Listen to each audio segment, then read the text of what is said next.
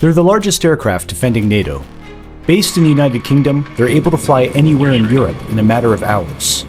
They're the heavy bombers, and they're ready to protect the alliance.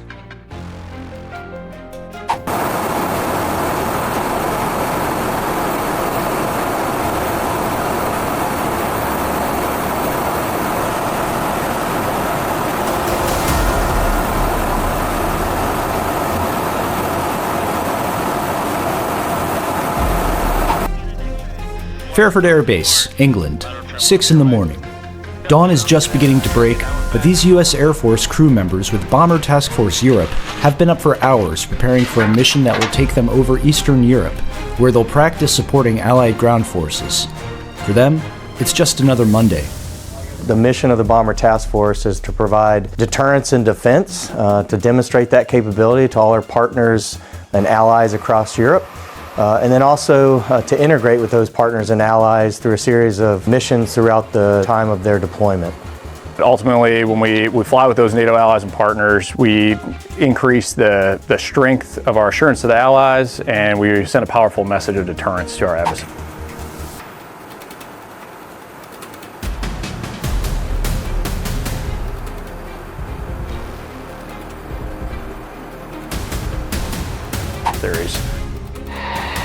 The U.S. Air Force has deployed heavy bombers to Europe since 2018. Often, they send the B-52 Stratofortress, one of the longest-serving and most reliable aircraft in NATO's arsenal. Its crews affectionately call it the BUFF, big, ugly, fat fella. But what it lacks in looks, it makes up for in endurance. The B-52 can fly minutes. They review details about the airspace during a pre-flight briefing. With many borders to cross and air traffic controllers to switch between, the European skies can be challenging for U.S. pilots. Meanwhile, maintenance crews are performing final checks on hundreds of components that need constant care. Without these skilled technicians, the BUFF simply doesn't fly. A typical pre-flight is going to take about 8 hours for 4 individuals. After they complete all their actions, which for pre-flight could be upwards of 182 maintenance actions individually, then the aircraft is ready to fly. So for every hour of flight, it takes about 200 man-hours to help produce that sortie. Oh yeah. Good day, man. What's up, Gonzo? How you doing, man?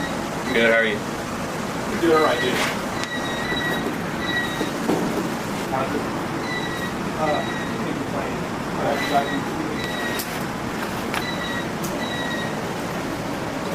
Yeah, we have to.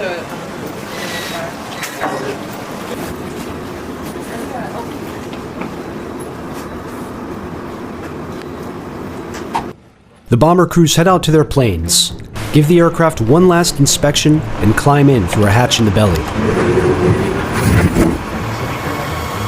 The crew settles in for takeoff, and the pilots fire up each of the B-52's 8 engines.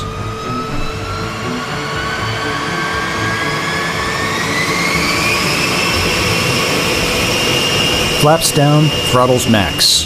With 68 tons of thrust at its back, the massive plane takes off. Go here. You're shrinking. 2 flaps striking. Flaps are stopped. Good for the right turn to 360. The B-52 has a crew of 5, each with their own specific role. So you have the aircraft commander. He sits in the left seat. He's responsible for the safe employment of that aircraft.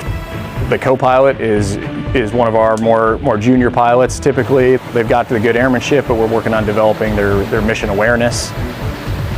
We've got our electronic warfare officer, so they are really the defensive specialists of this airplane. In the lower section of the crew compartment is the radar navigator, so they are traditionally the ones tasked with weapons management.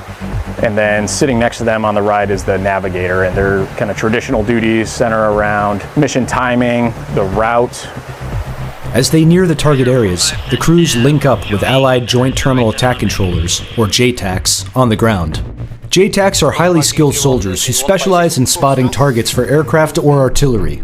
B-52s rely on them to make sure their strikes are on time and on target.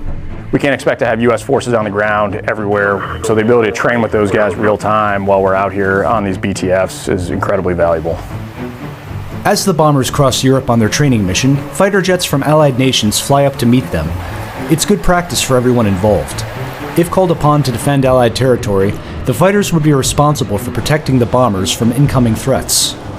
We're out there learning from each other. It's really cool to have those fighters join up on your wing, and you can tell, even with a mask on, the guys flying the fighter jets have a big smile on their face. They're happy to be there, happy to be working with us, and then getting to work on some of those tactics and then have the ability to debrief it and make us better. It's just a really cool opportunity. With a long list of tasks to accomplish, the 9-hour mission passes faster than you might expect. It's hard work, and it keeps the crew busy. Still, many have never been to Europe before, and they find time to enjoy the view. Flying over Europe's a pretty incredible opportunity.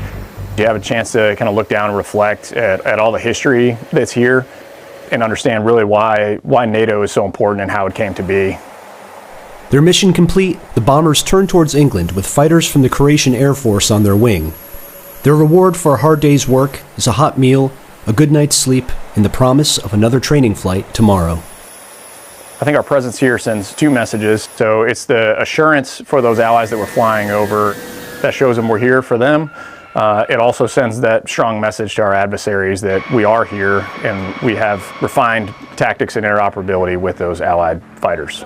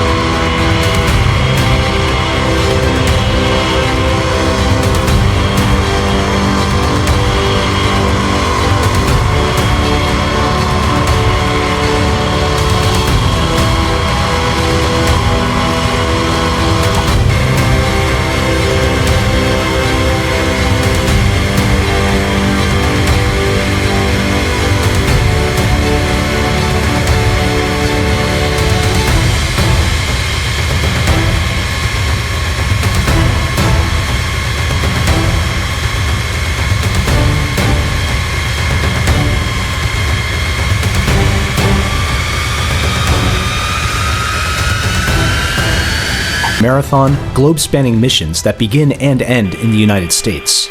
Still, being deployed to Europe has distinct advantages.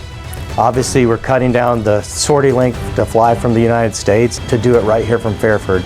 This forward location allows them to plan with those other nations, be it Norway or the UK or whoever else we're flying with. Today's mission will see the B-52s practice supporting ground troops in Poland, Romania, and Bulgaria before returning home via southern Europe. Allied fighters will escort them along the way. The crew gears up. They check the seals on their oxygen masks. They have 9 hours in the air ahead of them, a relatively short flight by their standards.